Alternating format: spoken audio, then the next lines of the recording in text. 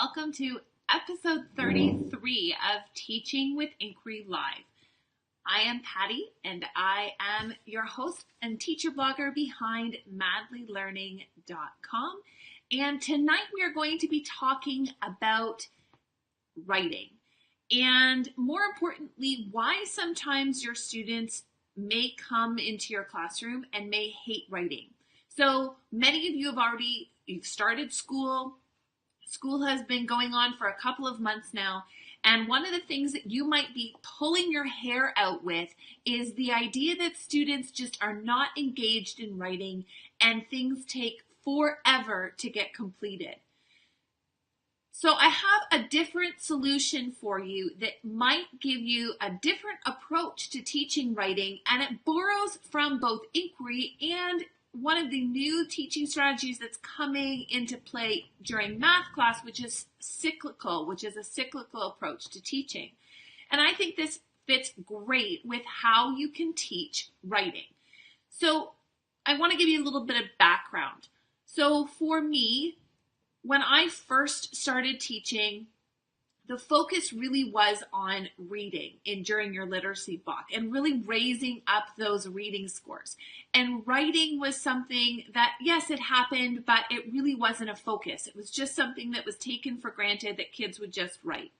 Well, in reality, in a classroom, if you don't put an emphasis on writing, it doesn't really happen as much as you'd want. And even more so, students will write something and then they don't want to ever see it again. They're done. They write that last word on the page and they are absolutely finished. So I had students like that. And it kind of came to a forefront where I really had to reflect at the end of the year, one year, and say, what is going on with my language program and where do I need to go next? And the big piece that was missing was a decent writing program, which kids would actually want to write. And it wasn't taking forever and a day for students to write one draft and work it through the writing process and publish it at the end. And then they would get a lot of writing samples and a lot of writing variety. So that was my goal. And what kind of prompted this was a conversation I had with my teaching partner at the time. I was going to be getting some of her students for the following year. And I looked at my class list and realized that I had 2/3 of the class was going to be boys. And when she told me about those students, she said, they hate writing. Good luck, but I couldn't get them to write more than a couple of sentences down, and that's just kind of what's going to happen. So having both of those at play, I had really reluctant writers that were coming into my classroom, and I also was like, I kind of need to fix up my writing program because not much was happening. So I'm not even sure where the approach to writing really kind of came into play. There was a lot of inspiration from a lot of great teachers, and I kind of put them together. So what kind of happened in my classroom was I decided that I was going to move away from the contained 6-week writing units, where I would pick the form, we would model the form, do some shared reading of that one particular, or shared writing of the one particular form, and we would walk through all the steps, we would analyze them, and we would essentially have a 6-week unit that would be focused on adventure stories or recounts or letter writing. And we would go unit to unit all throughout the year and hoping that students would have a quality piece of writing. So I needed to move away from that. And I needed to build in student voice and choice. So that's what I did. So what my writing program looks like in my room right now is I have students right now who are highly engaged and they beg me for writing time. If we don't have writing time, they get very upset and they want more of it. They could go the majority of my 100-minute literacy block and they would just write. If you need independent examples of independent work, that's writing for many of my students. Early finishers in my class automatically will go and want to finish their writing. In fact, some of them will work really hard at other tasks just so that they can move on to their writing.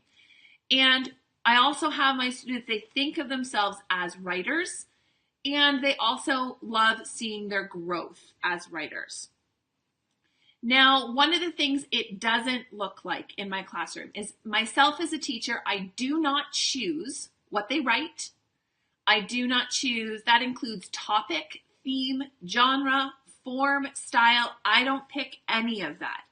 They decide week by week what it is that they're going to write. And if I have 30 kids in my class, that means that I have 30 different students writing 30 different things. And that may sound chaotic, but bear with me. Now, this also takes the assumption that everything we write is not going to be worthy of being published. So the focus is on getting a lot of draft copies and only taking the best of those drafts and working those through the entire writing process. So we're focusing on one really great writing piece, one every month or every other month, especially in the beginning of the year. By the end of the year, we're publishing more often, but we're looking at one writing piece every 6 to 8 weeks. But we have probably 5 to 8 drafts that we can choose from to go through the whole step. We also don't do spelling and grammar out of context, so that means no whole groups. So there are 3 main components to the writing program. Ideas and adding more details. Then one of the things we do is we look at good writing through reading. We also focus on writing every single day, what we are interested in, and we focus on the grammar and mechanics through the editing and revising. And we're responsive to what the students are showing us they're needing through conferences. So how do we motivate those students that say, I hate writing, and they refuse to write for us? Well, the first thing is letting them write what they're interested in. So if you have students that are interested in hockey, expect that you are going to get a ton of reports or stories about hockey. If you have students that are really into video games, you're probably going to have to learn a whole bunch of stuff that you probably didn't want to learn about video games because that's what your students are interested in. Now, I do find that some students are really interested in narrative and other students are really interested in nonfiction, and that's the hook, allowing them to choose what it is they're going to write about, giving them parameters. It's not a free-for-all. There are some parameters. We sit and talk about the difference between fiction and nonfiction, so they have to choose one or the other, and then we look at a structure that fits for most fiction stories and most nonfiction reports, and students then choose the topic that they're going to write about. Now, the deal here is that because you haven't pre-taught anything, you haven't gone through a lot of that shared, modeled, and guided and front-loaded that information, one of the things you do have to expect is that their first couple of samples are probably not going to be great at all. But that's okay, because the goal in this beginning part is to hook them and to get them to understand that they do have strengths. So it's less about the evaluation at that point and more about just encouraging them to write and seeing what they do have as strengths and building upon those strengths and giving them next steps and building their confidence as writers. If you have a reluctant writer, it's probably because they think they're not very good at it. Most of the time, there is something that they are very good at. They have to write in order for you to be able to see that. So even if they're only writing 5 sentences to start, you can glean a little bit of information out of there to boost them using those 2 stars and a wish of what the things that they are doing really well. Like they picked a great topic, or they have a really strong voice, or they're funny when they write, or they have really interesting characters. Often students that are writing that have a lot of, using a lot of video games often have really funny or interesting characters because they think they often are writing about those characters in a story. So it's okay at the beginning if they're not good, because the goal at the beginning is to motivate those reluctant writers to write in the first place. And because they're choosing what they're writing about, and it's something that they themselves are personally interested, not something that the teacher has told them to do, they have a little bit of autonomy, and we know that autonomy and voice and choice in our classroom leads to better student engagement. So they're going to be more engaged, they're going to have more buy-in in what they're writing about because they want to write, they've picked their topic, it's theirs, they own it, so they have a vested interest in making sure that something gets done. Another thing we need to focus on to help our students is we need to get out of their way. Sometimes teachers, we just make things more complicated than they need to be. If you have a pencil, and a paper. Let's just sit down and write. Figure out what they're doing and then move them forward from there. So instead of giving them all the rules and the structure and all of the guidelines, just let them write and then figure out where we need to go from what they're showing us and give them little hints along the way. Sometimes it's easier for students to figure out what the next step is when they have something tangible in their hand that they can compare all these lessons that you're giving them to. So if you have them write a fiction story, or they choose to write a fiction story, and then you talk about different elements of a fiction story, they can then look at their story and say, do I have characters? Did I talk about the setting? Is there a problem? Do my characters solve that problem? Have I gone through those steps? If they've got a story in front of them, sometimes it's easier for them to reflect on that lesson when they're actually talking and improving something that's in their hand. It's not a theoretical exercise at that point.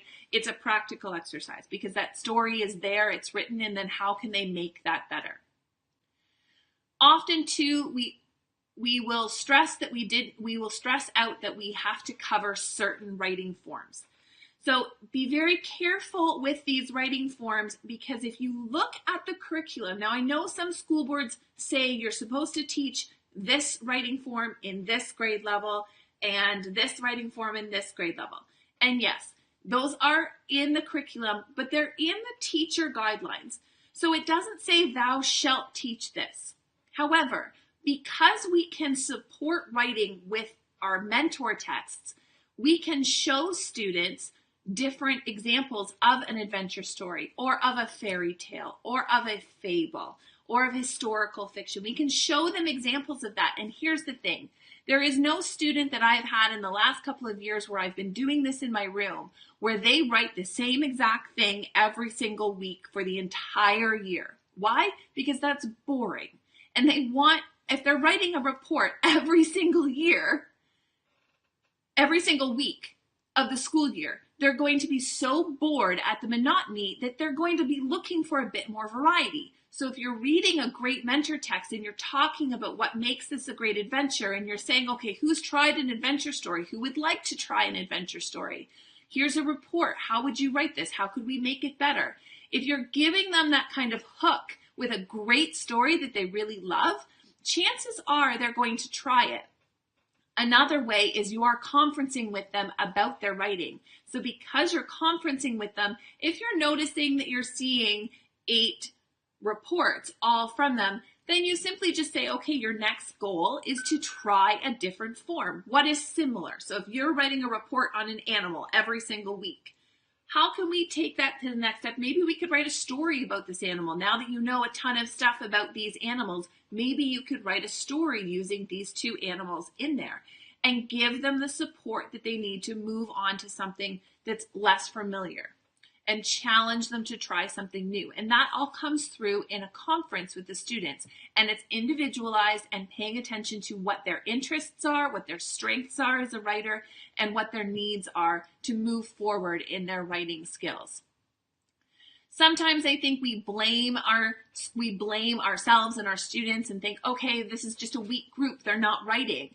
But maybe it's that we're giving them too much structure and we're giving them too many rules. Think of it this way. Would you rather work for a principal who tells you exactly what to teach, when you have to teach it, and how you have to teach it? Or would you rather have a principal who says to you, I trust you, here's the parameters, you have to teach the curriculum, and here's some great strategies, here's some good ideas, and you figure out how you're going to do that in the best way possible.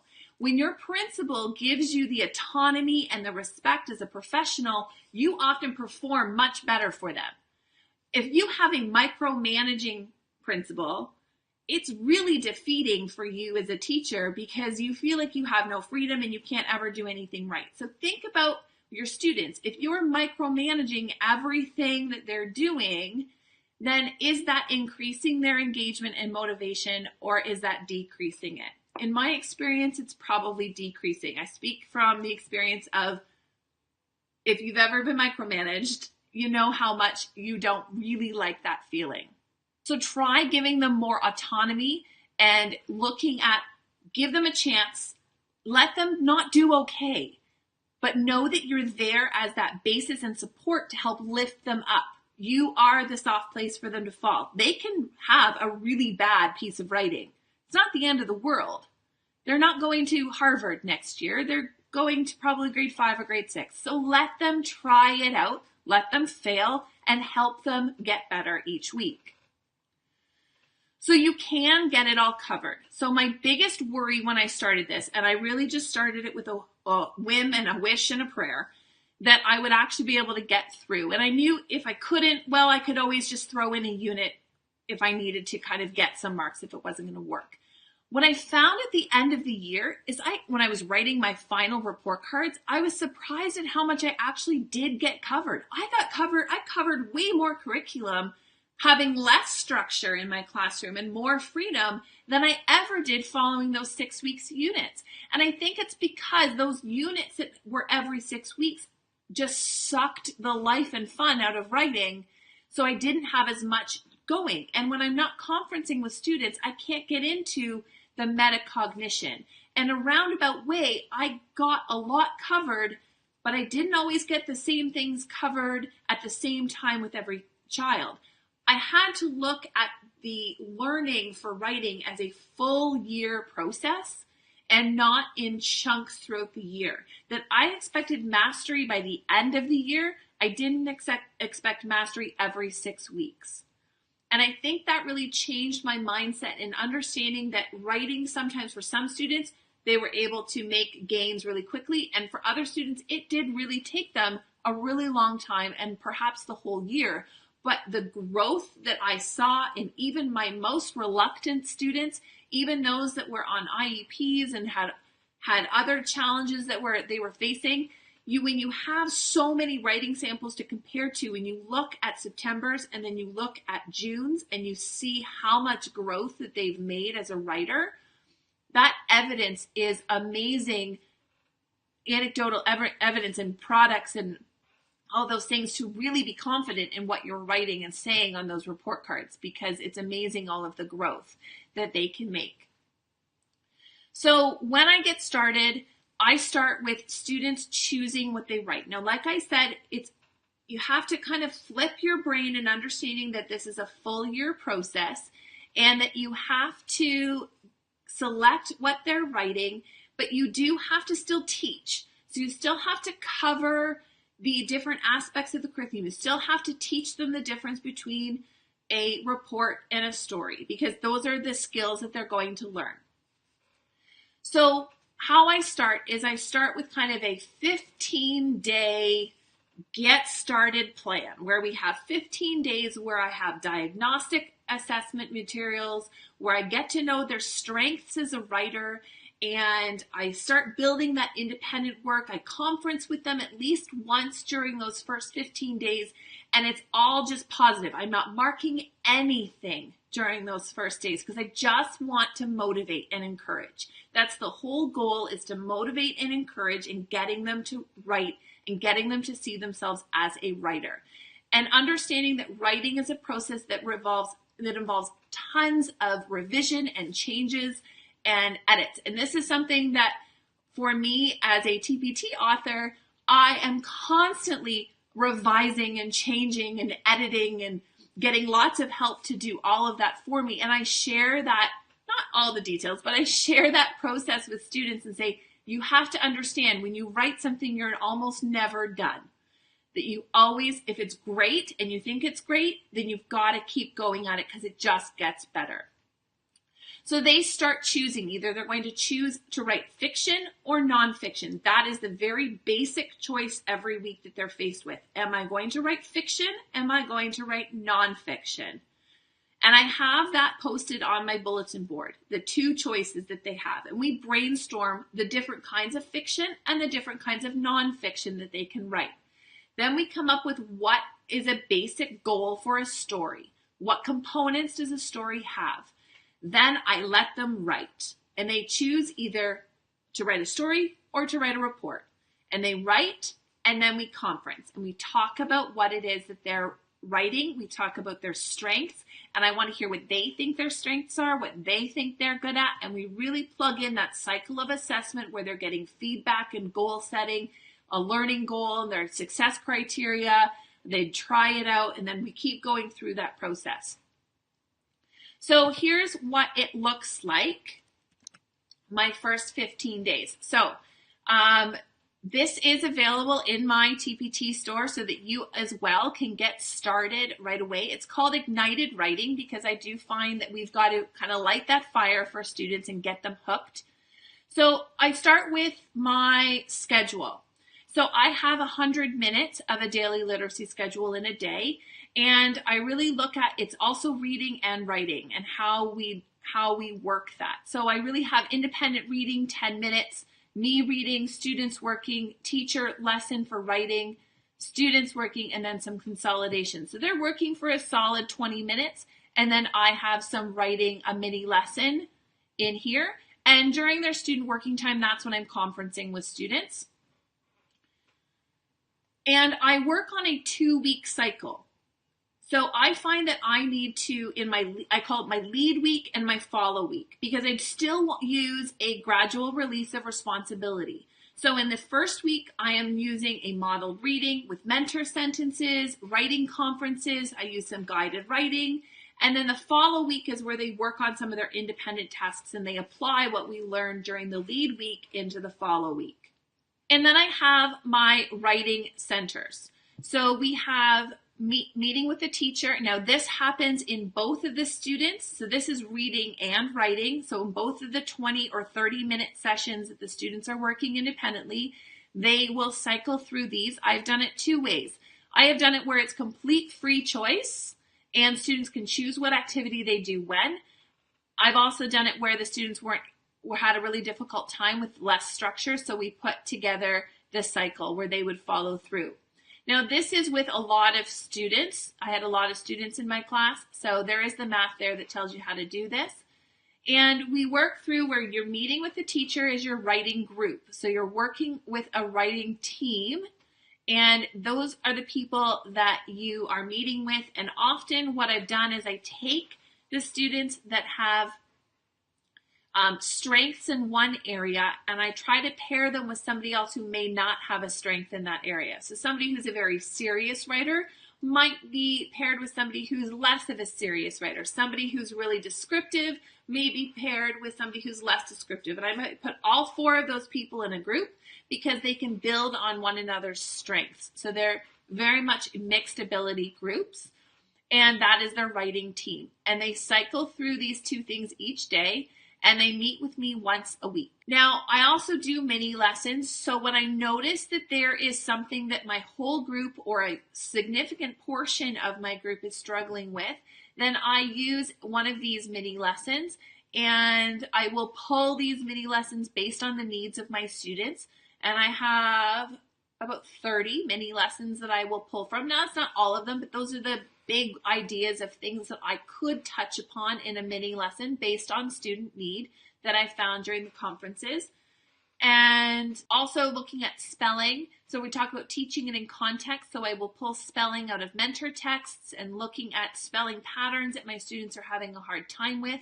And I will focus on explicitly teaching those spelling rules and using those in context. So I have a list of them that I can kind of pull as they need.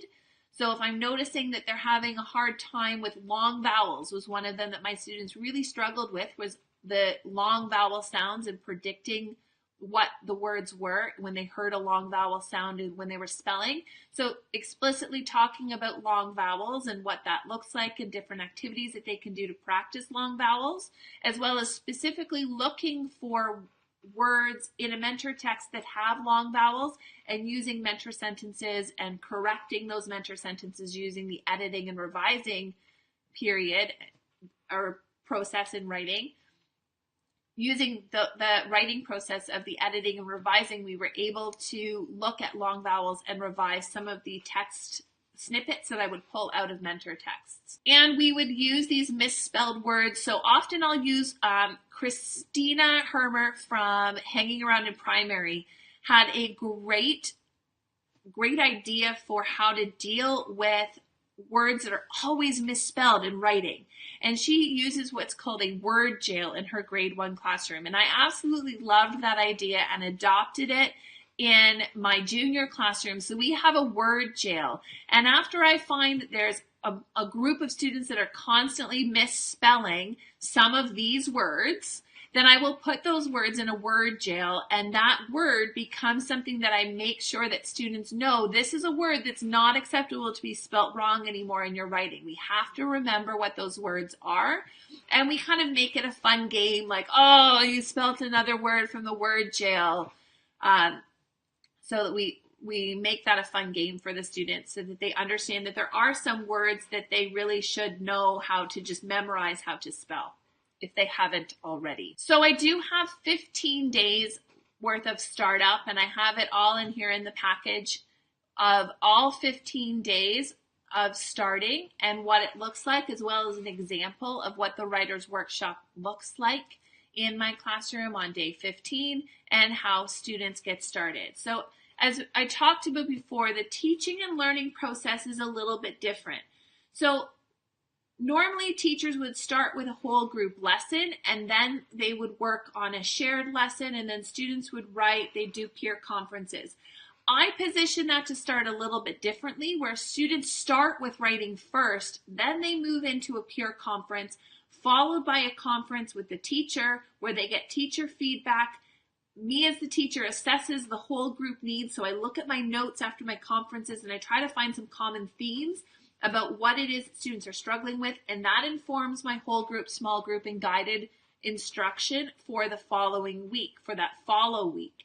It informs my instruction on what it is I'm going to look at, and I just pull it right out of those little quick checklist guides. What is it that they're struggling on? Because I find I need a list of mini lessons that I can follow so that I can kind of pull as I need to based on student needs. So it's a bit different in terms of what you do first. I always start with student write and increasing their student voice and choice. And there it is on a bigger scale for those of you that are watching the live video. And there's other things that I use to support it, which you can also find a writing wheel. I use writing folders, a story selection wheel, and I talk a little bit more about kind of what we have. I also provide students as they're starting to write with scaffolded organizers, and I try to transition them away from these scaffolded organizers as they become stronger at writing, because I do think that we need to move away from using pencil and paper organizers and just learn how to organize our ideas on a blank piece of paper. But they do need that scaffolded, and some students always will need this. So I have story organizers, and these are up on my boards for students to use if they need it, or to reference when they choose a different kind of writing form. So if they're choosing a story, they can look at this to organize their idea. If they're looking at a report or a persuasive writing or even a poem, I will have a different organizer for each. And as students show that there's interest in different writing forms, we will add and change that up to our writing selection board. So I hope that gives you a different idea of another way that you can teach writing and hopefully engage your students in writing. And again, this is available in my TPT store. When the video is over, I will put a link up in the description for the video so you can check it out. And if you liked this video and you found it helpful, I would absolutely love it if you shared the video with others. If you think this is valuable, or you know somebody who thinks that this would be a great way for them to teach as well for writing, I would absolutely love it if you shared this with them. I would really appreciate it. In whatever platform you may be viewing this on, whether it's live or on YouTube or in a podcast, feel free to click share and share it out with your friends and colleagues.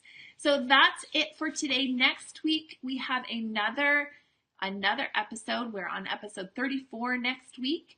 And if you want to catch this in the replay and take it with you on the go, you can find all of the show notes, the links, and anything else I've talked about in tonight's video. You can find those on www.teachingwithinquiry.com. And there's also a resource library that goes along with this entire series where all of the content upgrades are housed. So you can access that through that site as well. And if you would like to read the blog post on this with other tips and tricks for igniting students' love of writing, you can find that blog post on www.madlylearning.com. And I hope everybody has a great week and you survive the couple of weeks before Christmas and that you have a wonderful holiday season.